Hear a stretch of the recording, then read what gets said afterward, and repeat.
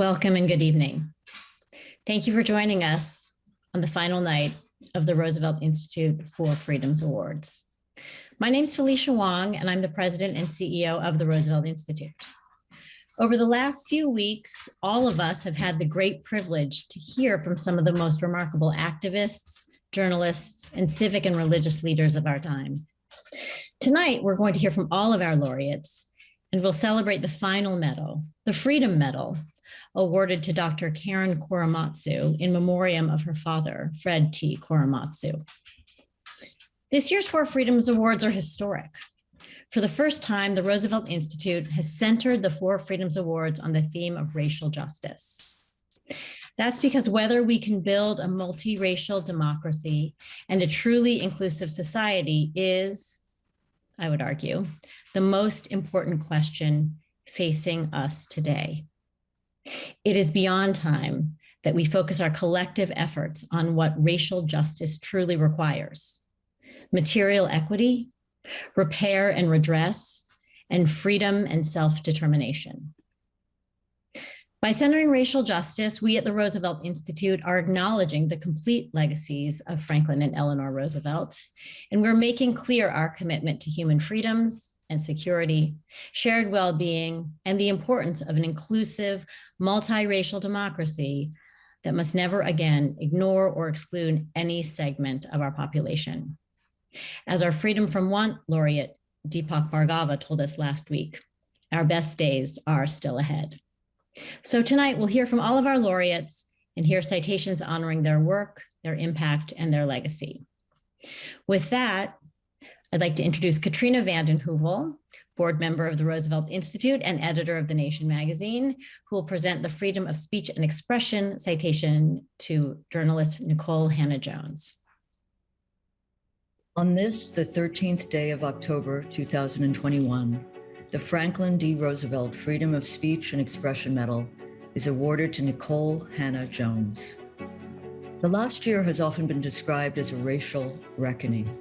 After the murder of George Floyd amid a pandemic that has disproportionately taken Black life and livelihoods, millions of Americans have grappled with this truth. The stories we tell ourselves haven't been complete. The narrative of our nation has not reflected the reality of systemic racism and its impact on our democracy. In the prophetic words of Nicole Hannah-Jones, quote, "Our democracy's founding ideals were false when they were written. Black Americans have fought to make them true." In her research and journalism, Nicole Hannah-Jones has reckoned with America's contradictions for decades, challenging us to be honest about our nation's past and present. Her Pulitzer Prize-winning 1619 Project charted the origins and enduring legacy of slavery, placing Black people at the center of the American story and uplifting their overlooked role as perfecters of democracy. Her investigative reporting shows how much work remains in separate and unequal schools, housing, and finance, with laws that go unenforced. That work, the work of aligning our nation's ideals and realities, requires journalists like Nicole Hannah-Jones, journalists who provide context and understand history, journalists who interrogate assumptions, dismantle false narratives, and broaden our imaginations. In training the next generation, Nicole Hannah-Jones is helping to make that possible as co-founder of the Ida B. Wells Society for Investigative Reporting and as the inaugural Night Chair on Race and Reporting at Howard University. In that new role, she will be creating the Center for Journalism and Democracy, which will equip journalists with the tools they need to cover today's challenges, to tell the American story as it was, as it is, and as it can be. As Nicole Hannah-Jones has taught us all, the stories we tell ourselves as a society matter, and it matters who tells them and who hears them. We are so fortunate to have storytellers and truth tellers like Nicole Hannah-Jones. The Roosevelt Institute is honored to present her with the 2021 Freedom of Speech and Expression Medal.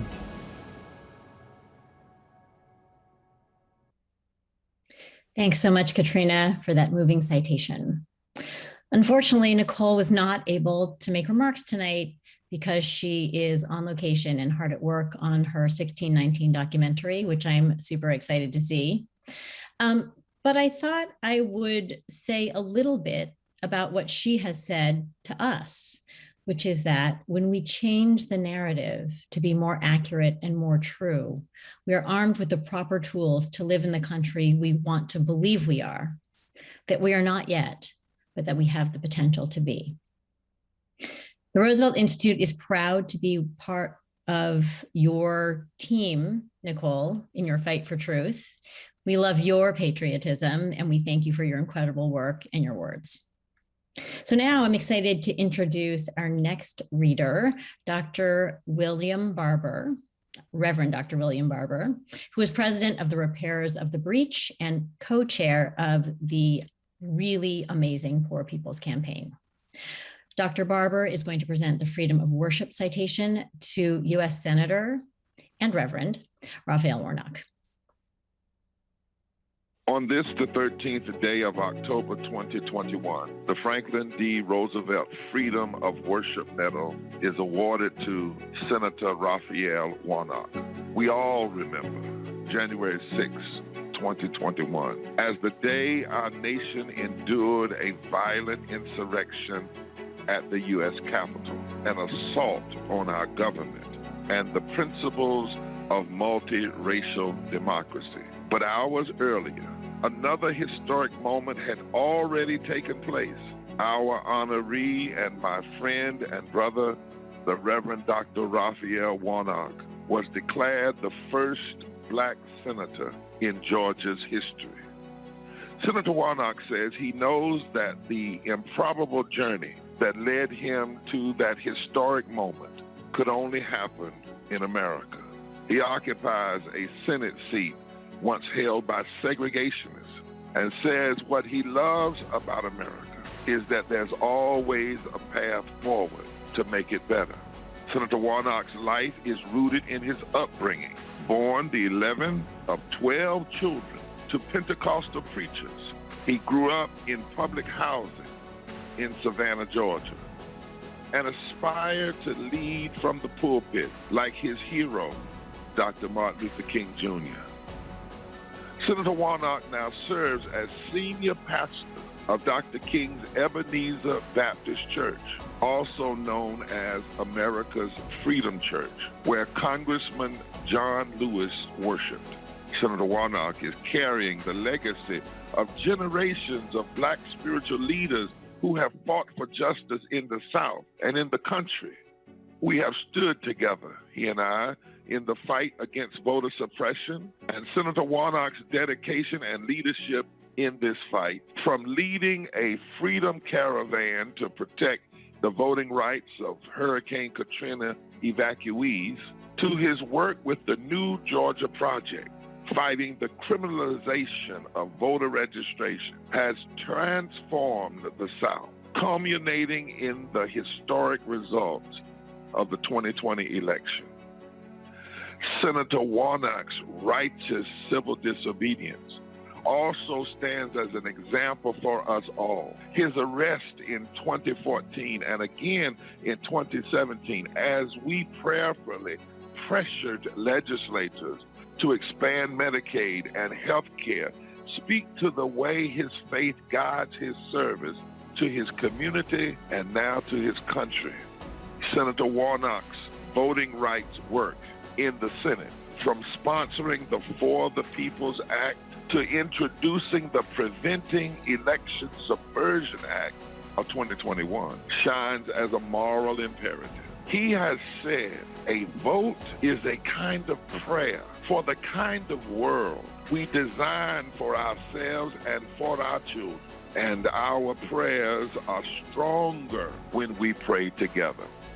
He's known as the people's pastor. Senator Warnock continues to remind us of the covenant we have with one another as an American people, to vote, to speak up, and to ensure all our voices are heard. He has helped us embrace our deepest moral values and fought tirelessly to revive the heart of our democracy. Throughout this work, Senator Warnock's preaching and activism have gone hand in hand and informed one another. His footprints have been added to the International Civil Rights Walk of Fame for his commitment to making equality a right for all.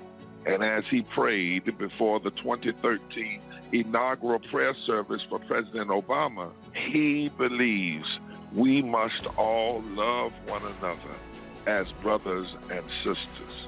As Senator Warnock said in his Senate victory speech, the 82-year-old hands of his mother, they used to pick someone else's cotton, had the opportunity to vote for her youngest son to become a United States Senator in January.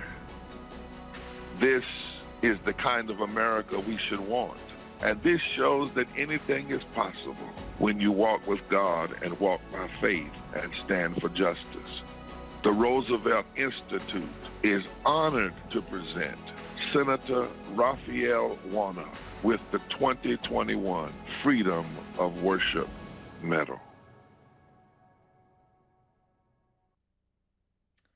I love that citation because it really reminds us of the role of the church and the history of the movement, which threads so clearly to our lives today. So thank you, Reverend Barber. And now I am really excited to hear from Senator Warnock. Hello, everybody, and thank you so very much for honoring me with the Freedom of Worship Award. I am deeply touched, and I'm especially honored that my good friend and brother and co-conspirator in good trouble, the Reverend Dr. William Barber, has introduced me with such gracious and magnanimous words. Thank you so very much to my brother, and thank all of you for honoring me in this way. Listen, I am a person who grew up as a kid in public housing. And today, that kid who grew up on the west side of Savannah, Georgia, in public housing now serves in the United States Senate. It speaks to the greatness of our country, but we know that we still have work to do. I'm in the Senate because it gives me an opportunity to make sure that kids like me have an opportunity to realize their highest potential to contribute to who we are together. And it's my faith that guides me in all of that work. The scripture says that of one blood God has made all nations to dwell upon the face of the earth, that we might seek after God. And yet God is not far from any one of us. I believe that in a real sense, democracy is the political enactment of that spiritual idea that all of us have within us, a spark of the divine. And therefore we ought to have a right, a say in the direction of our country and our place within it. And it's why I fight so hard for voting rights, because voting rights gives us a path to make sure that the people have a voice. And when the people have a voice, I believe we'll have health care for all of God's children. We'll have fair wages. We'll have an education that enriches not only the mind, but inspires the heart to service in the work that we do together as an American people, as children of God. So thank you once again for this honor. It inspires me to keep doing the good work. And I know that I will run into many of you along the way until we meet face to face outside of this virtual space. Keep the faith and keep looking up. Senator, congratulations, and thank you for being honored. I love the idea that democracy is the spiritual inaction of the idea that we all have a spark of the divine, and yes to voting rights. Now I want to introduce my good friend and co-conspirator, Lorella Praley, who's the co-president of Community Change and Community Change Action, who will be presenting the Freedom from Want citation to Deepak Bhargava. On this, the 20th day of October 2021, the Franklin D. Roosevelt Freedom from Want Medal is awarded to Deepak Bhargava. In the words of my friend and mentor Deepak Bhargava, real change requires real leaders. people with a soulful commitment to the movement as a whole, the ability to cross boundaries, and above all, who are committed to the development of other leaders. Deepak Bhargava lives by those words. In his 16 years as president and executive director of Community Change, the organization I now co-lead, he has trained and mentored hundreds of activists like myself, activists who have become key leaders in the progressive social movement. He has worked tirelessly to establish important labor community partnerships at the national level on issues including immigration reform, healthcare, and fiscal policy, and he has proven that grassroots leadership can affect real change in Washington. Deepak Bhargava brings to this work a unique set of skills. He is a formidable intellectual, a savvy political tactician, and a fearless visionary. His vision of economic justice, racial justice, and immigrant justice led Community Change, an organization founded in 1968 by leaders of the civil rights movement, into the 21st century. In his 24 years with the organization, he was unafraid of political protest or to look into the eyes of a US president to demand racial and immigrant justice. He deepened Community Change's definition of community organizing and made community change action an electoral powerhouse in communities of color. His lifelong work for a just, equitable, and inclusive society and economy built power and leadership in immigrant communities and brought together organizing partners across the country. Deepak Bhargava continues this work in his current role as professor at the City University of New York's School of Labor and Urban Studies, where he's building a progressive training center and pipeline for the next generation of progressive social justice leaders. As a scholar and professor, consummate organizer, visionary leader, and immigration reform advocate, Deepak Bhargava understands that politics is rooted in personal experience, and he understands the power of the many. He and I both immigrated to the United States as children, and we know that real change only comes when people close to problems lead the charge. His work on immigrant justice has impacted the lives of countless people, including my own family. Deepak's leadership was instrumental in the strategy to win DACA in 2012 and DAPA in 2014 under President Obama. And his expertise and policy work on federal welfare law, healthcare, and fiscal policy has impacted working people everywhere. Quinn Delaney, our friend and former board chair of Community Change, said it best. Deepak is able to move what most people would think is unmovable through his fierce determination, integrity, tenacity, and most of all, deep care and compassion for all of us who work with him. Through his courageous and compassionate leadership, Deepak Bhargava has delivered real change in people's lives.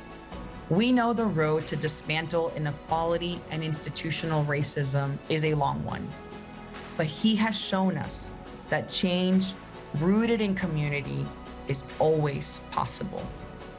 The Roosevelt Institute is honored to present Deepak Bhargava with the 2021 Freedom from Want Medal.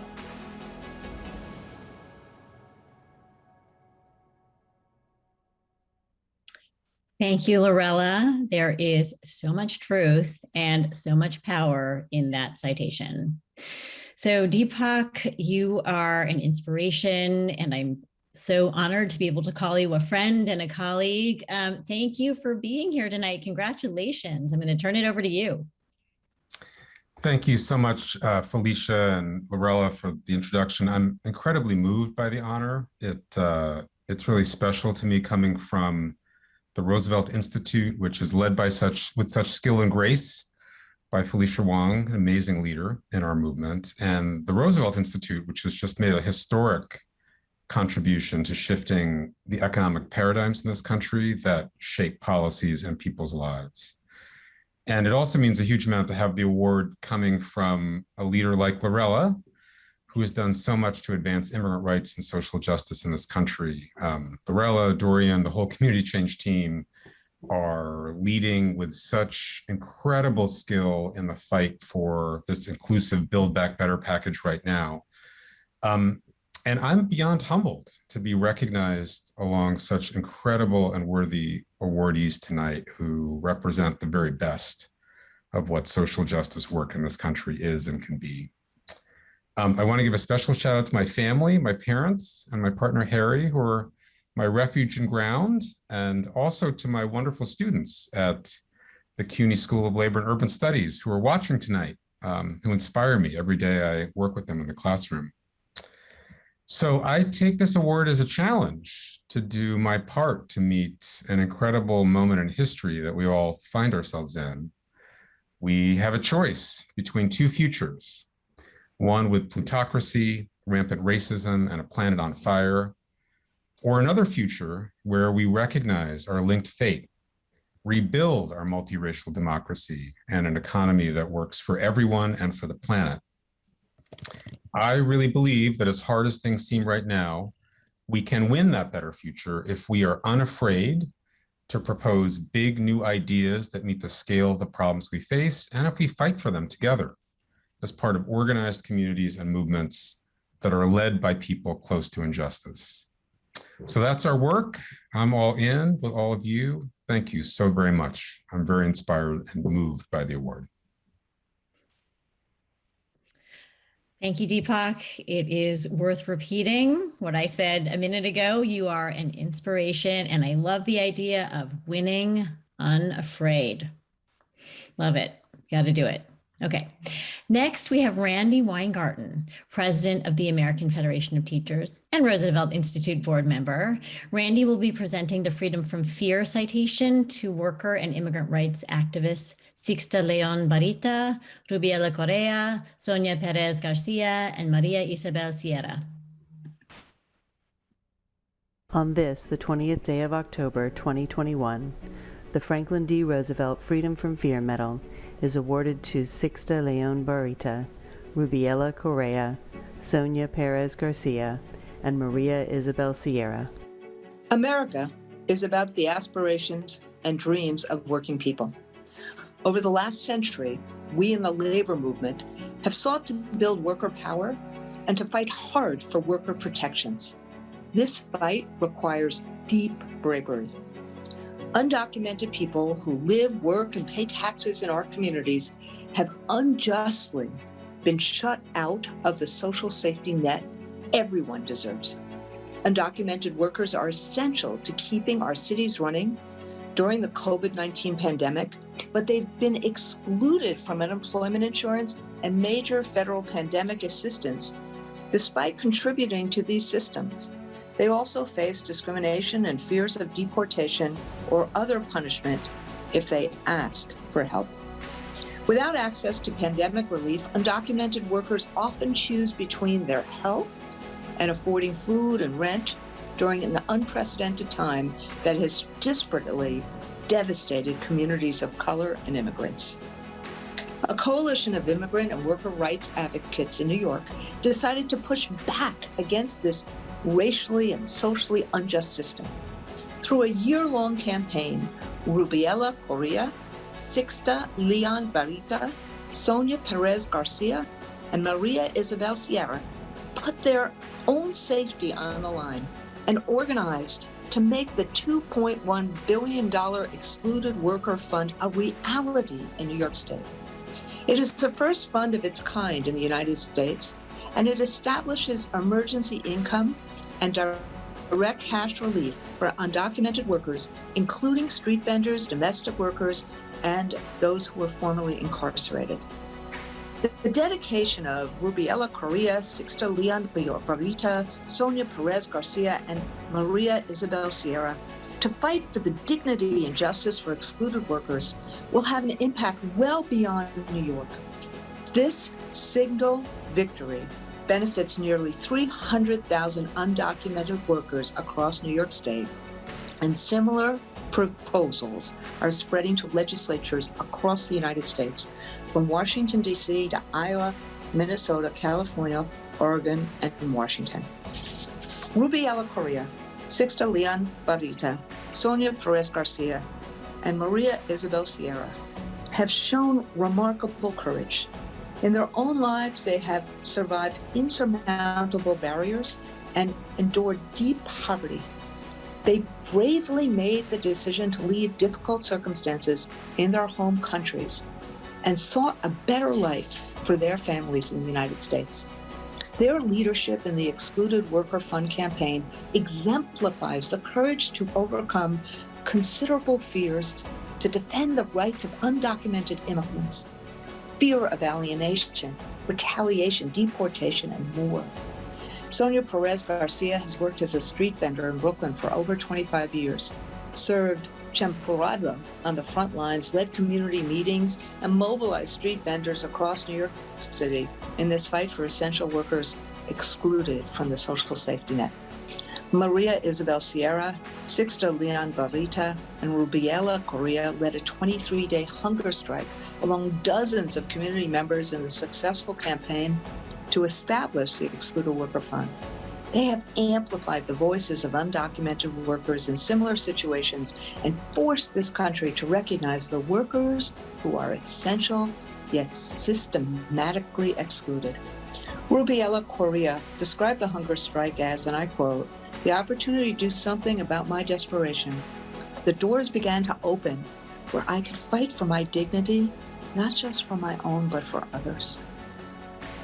The bravery of these powerful activists went above and beyond winning respect and recognition for the labor and the dignity of undocumented workers. Thanks to their efforts, a new chapter in the movement for immigrant protections have begun.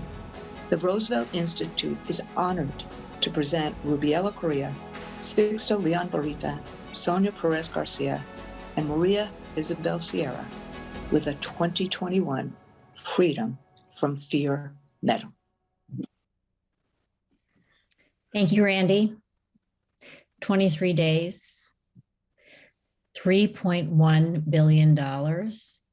Such an incredible accomplishment in setting up the Excluded Workers Fund. And I just wanted to congratulate Sixta, Sonia, Rubiela, and Maria Isabel, because yours is really a fight against terror and fear, and a fight for our common human dignity. So Maria Isabel, I know you had some remarks prepared. We look forward to hearing from you.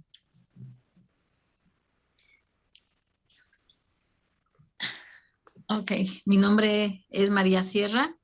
Y como mujeres activistas y documentadas y luchadoras, este reconocimiento es un gran honor para nosotras y para los trabajadores excluidos. Muchísimas gracias de todo corazón. No hallamos palabras para agradecerles toda la lucha que se ha dado con nosotros y que se nos haya reconocido. Muchísimas gracias. Gracias. Thank you so much.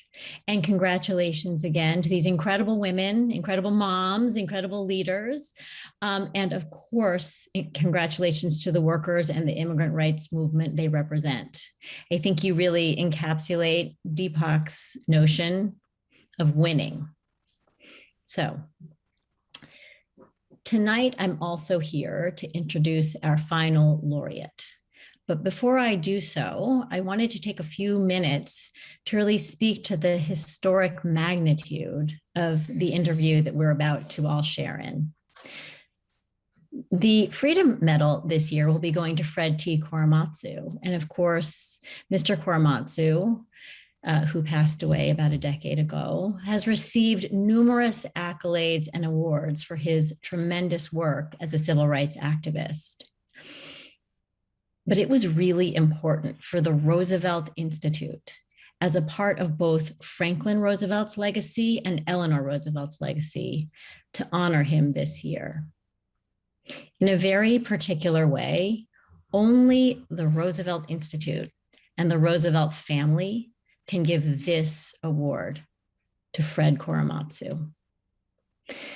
We're doing so because we want to seek to address the parts of FDR's legacy that include the racist policy of Japanese incarceration and the harm to the Japanese American community, which really harmed all of us.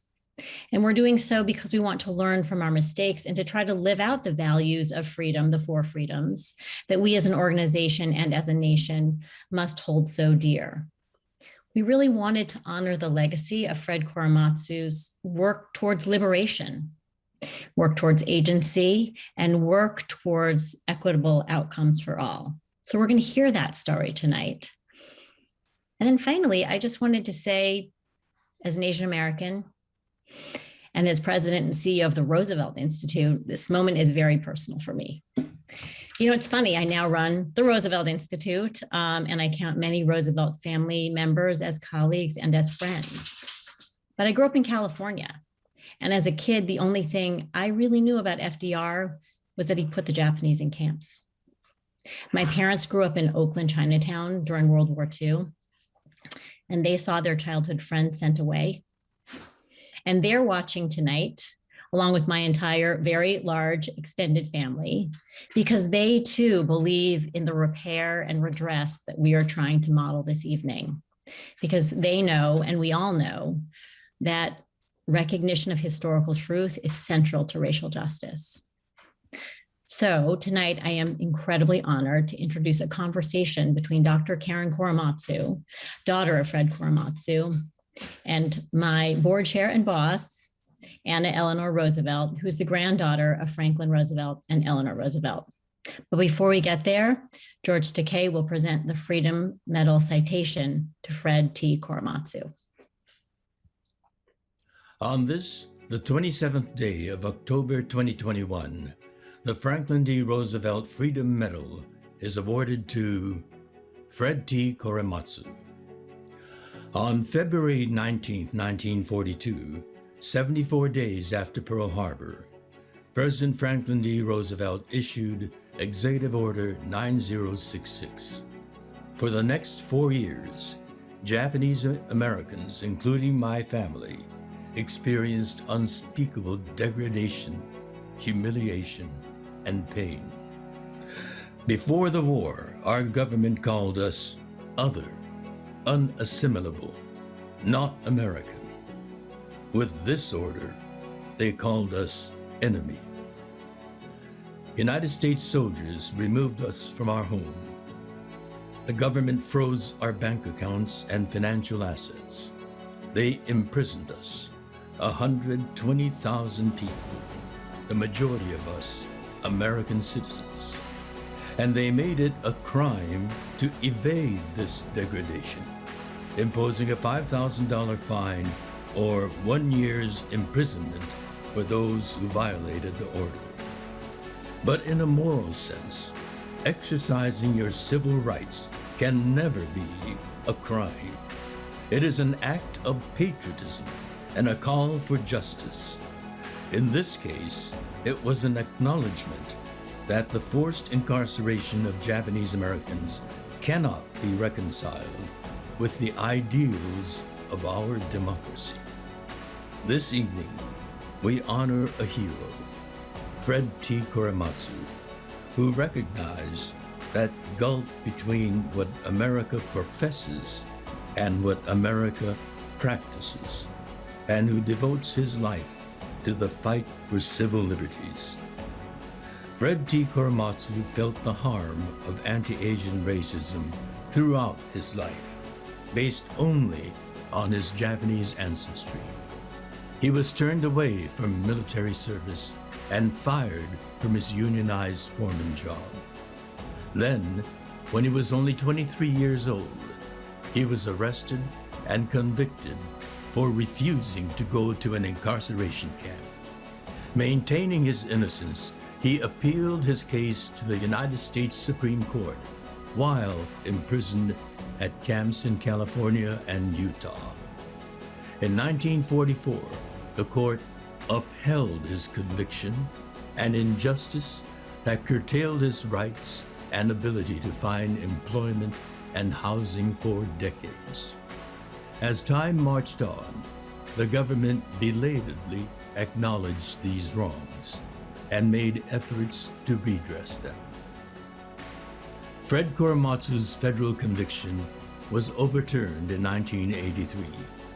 In 1988, nearly half a century after Executive Order 9066, the government issued an official apology and cash payment to those still alive. The culmination of decades of advocacy by Fred and many others who worked alongside him. In 1998, he was awarded the Presidential Medal of Freedom, and in 2010, California designated in perpetuity January 30th as Fred Korematsu Day of Civil Liberties and the Constitution. What Fred Korematsu understood well was that it's not enough merely to acknowledge or redress past wrongs. Our nation must learn from its mistakes, and we must remain vigilant to the gaps between who we say we are and what we do in practice. He spent the rest of his life reminding us of that truth. In 9/11's wake, he warned that America's response echoed its actions after Pearl Harbor and could endanger the lives and rights of Americans who are of the Muslim faith. In fighting injustice, bigotry, and racism, Fred Korematsu demonstrated the highest form of patriotism. He held the nation to its word, and even when it rejected him, and demanded liberty and justice for all. His daughter, Dr. Karen Korematsu, carries on his legacy as the founder and executive director of the Fred T. Korematsu Institute, and is a defender of civil liberties and marginalized people.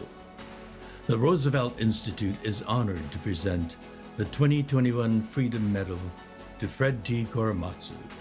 Dr. Karen Korematsu will accept on behalf of her father. Dr. Karen Korematsu, it is so nice to see you, and congratulations. We're so grateful that you have accepted the award on behalf of your father, Fred Korematsu.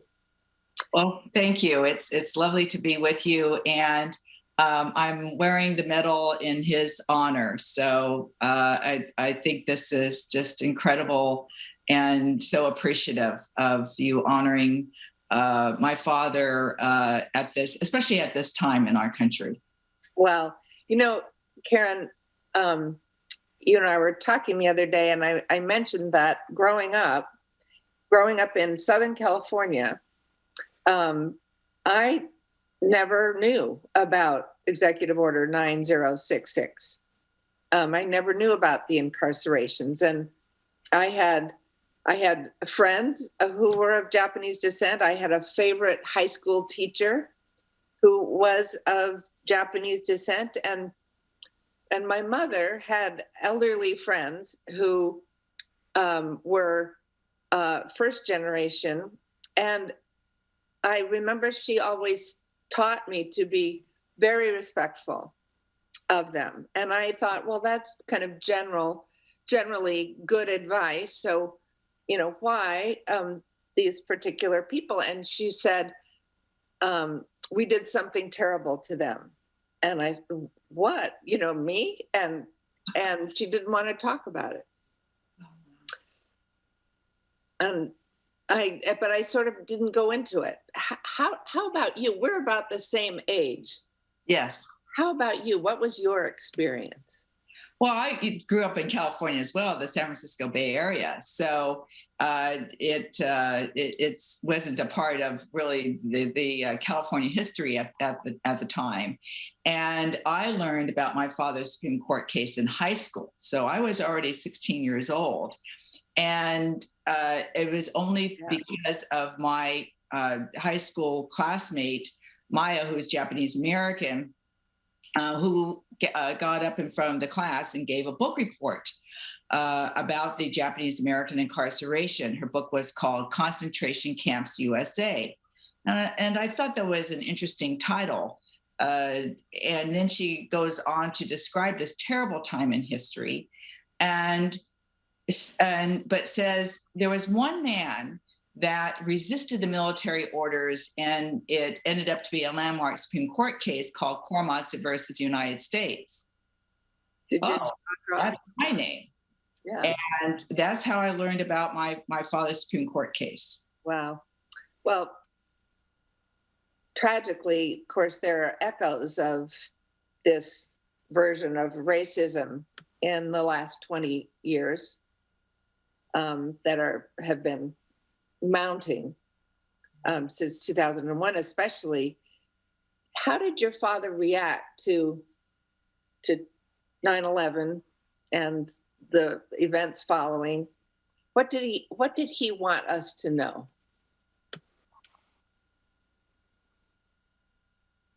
Well, my father was one to speak out. I mean, after his Supreme Court case was reopened in 1983, they found the evidence that proved there was no military necessity for the Japanese Americans to be incarcerated, and he could have just stopped there. But kept on speaking out even before 2001 and 9/11. He spoke out but at the time of the Gulf War, when the Arabs were being really targeted as well with racist remarks. And then he said, no, you can't do that. We need to learn from the lessons of history. And he kept speaking out until 5 months before he passed away at the age of 86 in 2005. How did he do that, Karen? Did he write, or did he? How did he spread his experience? Well, he crisscrossed this country like I did before the pandemic, and spoke to organizations and schools and law schools and anyone who would hear his story, because he didn't want something like the Japanese American incarceration to happen again. It was just a driven mission of his, and actually he passed that on to me right before he passed away, and told me that was my duty to carry on with education and to speak out and to be an activist. I learned from my father. In 1983, as I understand it, his federal case was reopened and the conviction was overturned. But it wasn't until recently that the Roberts Supreme Court discredited, but not overruled, the Supreme Court decision. I thought that was a little sneaky. Well, that's an interesting way to put it. Yes. Yes. In 1983, it was his federal conviction that was overturned. And that's why it still stayed on the Supreme Court record, because it takes another type of precedent, like in Trump versus Hawaii, to be cited. I put my name to an amicus brief because we wanted the court and this had to do with the Muslim travel ban, and we wanted to remind the court of my father's Supreme Court case and the dangers of overreaching of powers. Right? Unfortunately, not even half of Americans know what the three branches of government, and so Chief Justice Roberts said that Korematsu was overruled in the court of history. Well, in legal terms, that's called dicta. That's an opinion of the court, and not a direct decision that in the case of Trump versus Hawaii, which the majority opinion upheld. So that's a misunderstanding, the misinformation really that's been going around. I mean, I was even misled, actually, because I wrote a op-ed in the New York Times a few days after Justice Roberts' decision, and it was the constitutional scholars that said, "Oh, wait a minute here. Let's call this what it is." And actually, my father's case has even been cited during COVID equating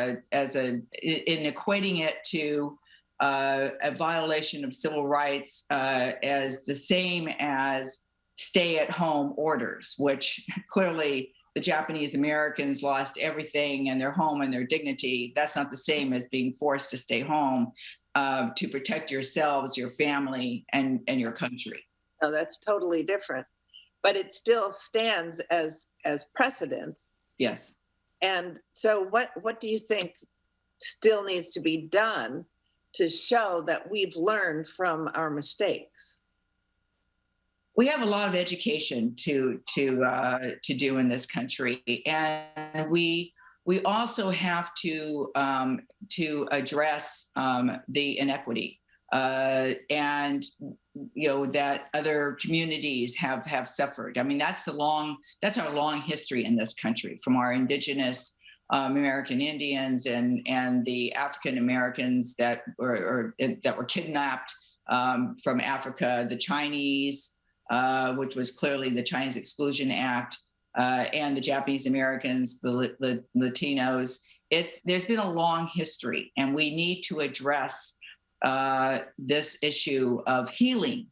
And with the healing, though, we need to have the reparations in order for it to have significant cause. Do you want to say a little bit more about reparations? Well, for example, the Japanese Americans received reparations by the Civil Liberties Act being signed by President Reagan in 1988. But really what they wanted was the apology. They not only lost their homes and their possessions, but their dignity, right? And that's what this is about. And if we're going to go forward in our country and address the social justice issues that we have, we need to make the apologies and purposefully and to have to redress so that we can move forward in education, especially, because that's how we're going to make change. Education is our most powerful tool, and we don't use it correctly or enough. That's one reason why I established the Fred Korematsu Institute. My grandmother talked about what we needed to do after she went to Gila River to visit the camp there. And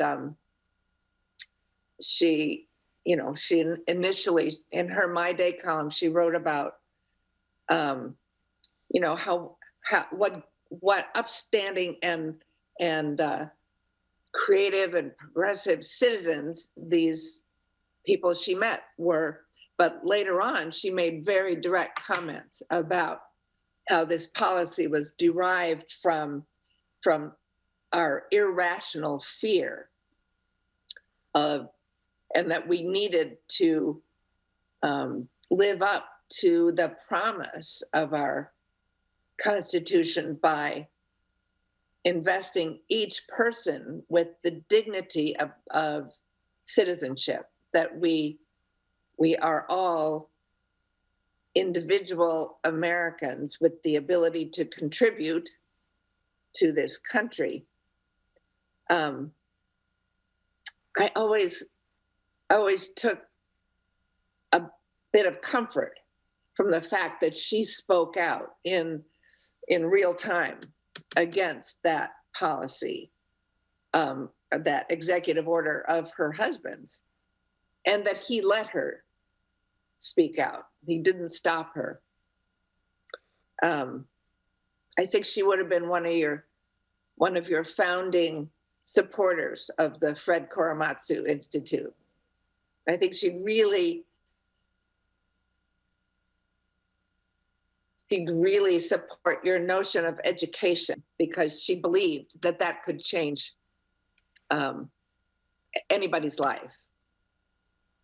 Yes, and civic, in civic engagement, that this is a big part of what we're promoting, that we need to encourage this generation and future generations to participate civically and to be engaged in those issues and causes that they are whatever they're drawn to, because that's how we all make a difference. We all can make a difference. I mean, Fred Korematsu was one man who made a difference in the face of adversity. He never had any support from his own Japanese American community back in 1942, or even when he reopened his case in 1983. He always went it alone, but he was determined and had that quiet conviction. He was never bitter or angry, and that's another reason why he is such a role model for young people. That you can go forward in this country and make a difference, and get rid of the bitter and the anger that you have, or the chip on your shoulder, because that's not how we're going to move forward. So that's how we're promoting Fred Korematsu Day of Civil Liberties and the Constitution on January 30th, which is my father's birthday. And it's about our civil liberties and the Constitution. That's what's at risk, and we all can see that. And this is not a Republican or a Democrat or an independent or a political type of issue. This is about our democracy. This is about our Constitution. And we all need to work to uphold and preserve our Constitution.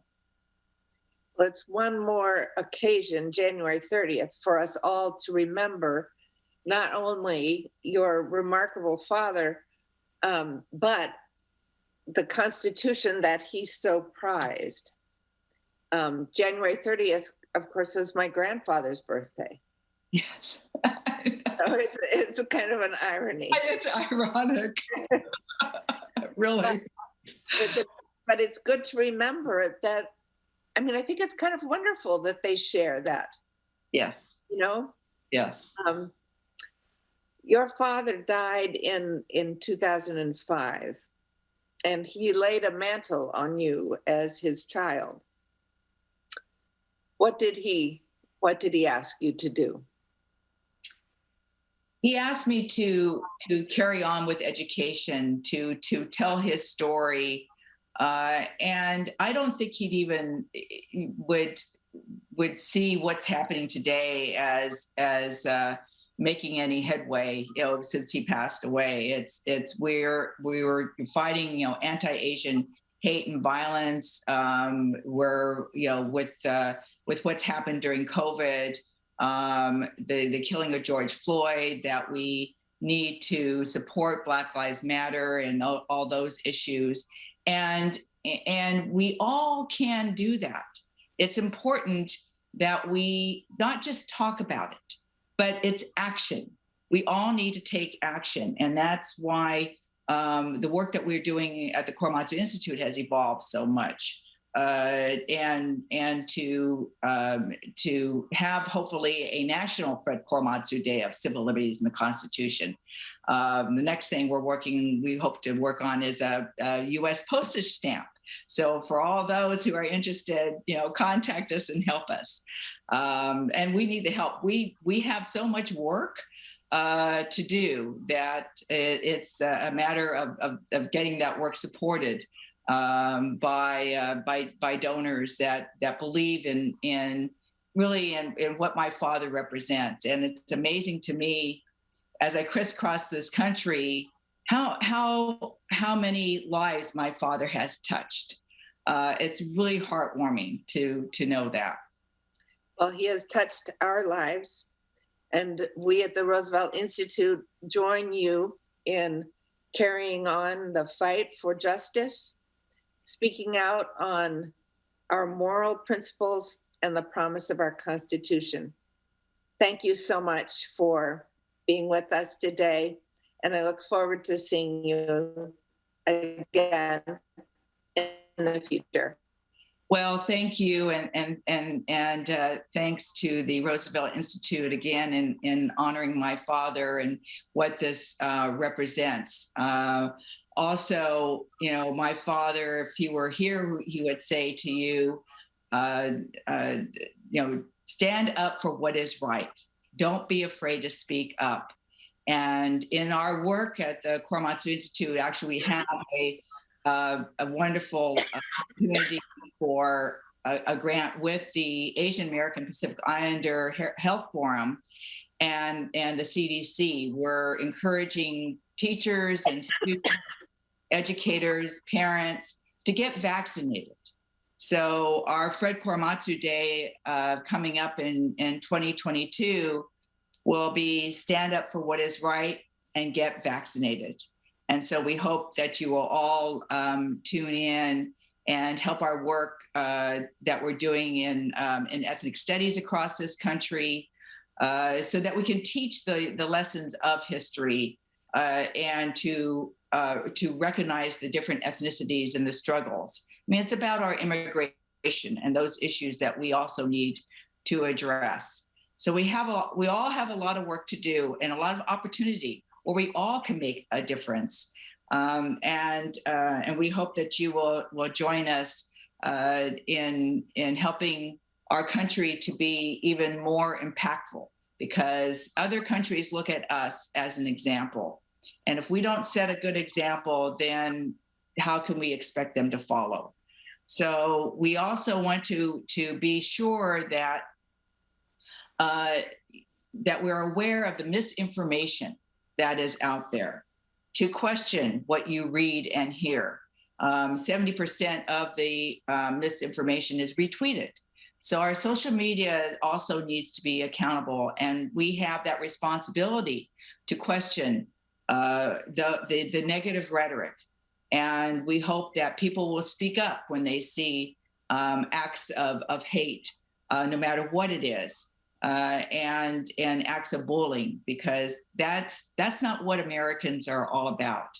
That we need to be clear that our country has so much to offer. That's why immigrants want to come here, and that's our responsibility to support citizens and not as non-citizens, and to be sure that we, the mission of the Korematsu Institute is to educate, to advance racial equity, social justice, and human rights for all. Thank you. Dr. Korematsu, it was just kind of surreal to watch you and Anne sit and talk. You know, you both carry so much in your shared legacies. And as we've been working on this program, it's been wonderful to see you learn about each other and to share stories about your family, your father, Anne's grandparents. I, of course, love hearing you talk about Eleanor in particular. Love the idea of Eleanor as a founding member of the Korematsu Institute. And I just also want to really shout out your support of Asians for Black Lives. So important. So I'd love to invite you to say a few words to celebrate your father on this very momentous evening. Oh, thank you, Felicia. And again, thanks to the Roosevelt Institute, to the board of directors, and especially to Anne Roosevelt, my new friend, and Felicia, an incredible executive director.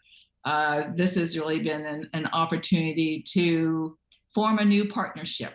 And it seems like it's come, full circle. I mean, it is incredible that my father and President Roosevelt have the same birthday. I can't get over that one. But also to remind people that, on January 6th of all days in 1941 is when President Roosevelt addressed Congress and talked about the 4 freedoms. And this has been an incredible, inspiring program that the Roosevelt Institute and all of you have worked so hard to put together. If my father were here, he would be accepting this award on behalf of all Japanese and Japanese Americans who were incarcerated during World War II. He didn't do this just for himself. He wanted to fight his case and reopen it for his Japanese American community and all Americans, because this is an American story. And we need to work together to ensure that that we are civically engaged, and that's why our focus is on educating for civics ultimately, and participation, and voting. You know, people don't realize that voting is really an opportunity to exercise what it means to be an American, that we have that obligation. And some people just kind of throw it away. So we need to keep fighting for our voting rights and across this country, as we know, because it's our voice. And then it's an example for our young people to, for leadership, to encourage them to be advocates.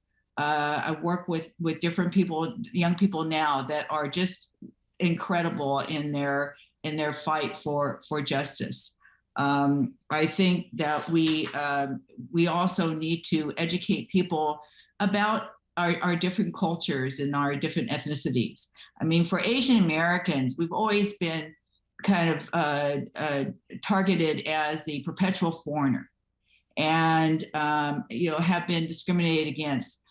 You don't belong here. Well, I had that even shouted at me when I was growing up, that it was my fault for the bombing of Pearl Harbor. And now we're saying, oh, well, it's the Asian Americans, Chinese Americans, that it's their fault for COVID. No, this is wrong, and we need to address these issues of bullying and the misinformation that's out there, as I've said before, because it's so important that we work now together, and as my father said, to stand up for what is right.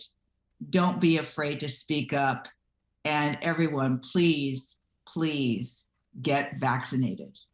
Thank you. Dr. Korematsu, thank you so much. And thanks to your whole institute and your whole family. 2 years ago, the FDR Library, which we are very privileged to be the nonprofit partner for, but the FDR Library had an exhibit on the incarceration. And I think that also showed real bravery.